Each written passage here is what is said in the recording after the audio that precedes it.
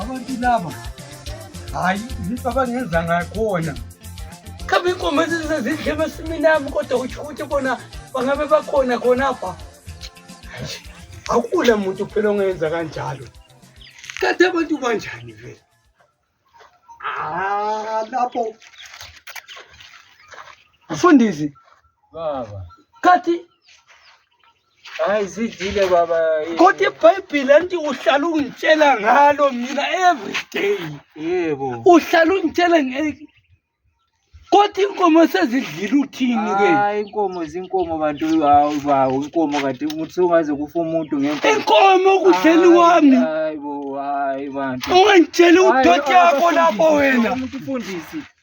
umfundisi mfundisi hayi sidlile phela kanti sidlile mfundisi inkomo zakho hayi phela khambe zingu-13 kodwa uziziya kudla ensimini yami mhlanyelo bo hayi kodwa into lizenzayo zona lezi akudla lokho ngeke ngihlele phansi mina inkomo lamnani mdala uzayenza ingozi hayi zidlile bo mdala ngihlonipha wena ngihlonipha wena baba lo mfana kodwa akasahloniphi isahlale eBhayibhelini everyday akasasebenzi angazake ngihlale phansi baba nje hlalani phansi muntu omdala lo mfana sethanda amaBhayibheli kwedlula into zonke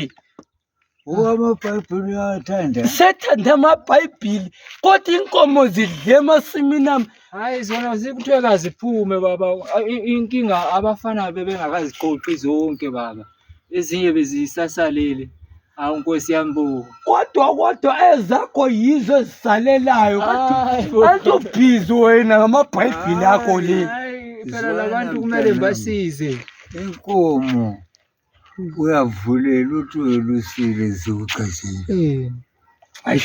senzahlala phansi ngeke ngikhulume lo muntu omdala ngoba into le iyambhowa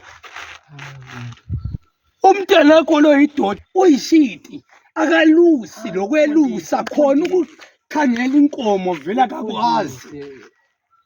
kambe ngaba umuntu onjani njani futhi akakhangeli hayi zwana mtaka baba athi sile nkomo sikhuluma ngazo khathesi inkomo lezi siyazelusa thina manje zisefunde zicatsha kanjani zize kudla amabele ami wena ulo mfana ongaka okhulileyo mina umfundisi bo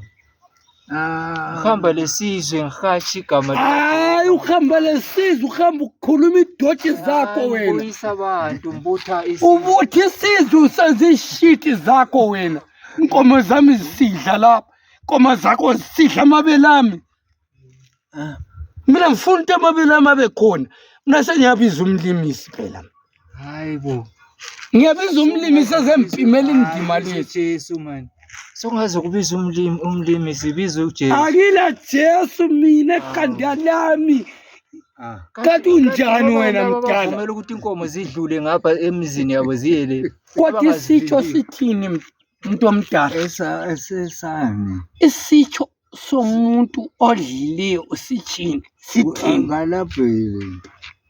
kumele uzolabhela manje wena mfundisi awulabhela ubhizi ngento zakho lezo zenzayo